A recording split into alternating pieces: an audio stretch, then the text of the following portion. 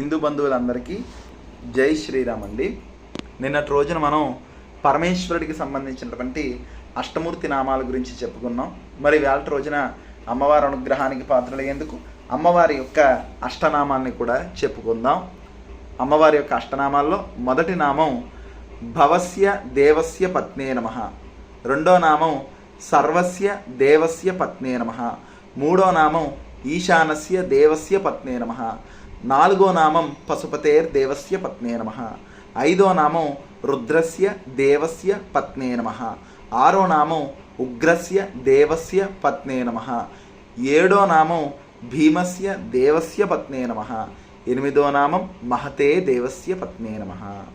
ఈ యొక్క అమ్మవారి అష్టనామాలతోటి మనం నిరంతరం పారాయణ కింద చేసుకున్న మనస్సులో లేదా కుంకుమ పసుపుతో చేసిన పుష్పాలతో అమ్మవారికి అర్చన చేసిన ఈ నామాలతో అమ్మవారి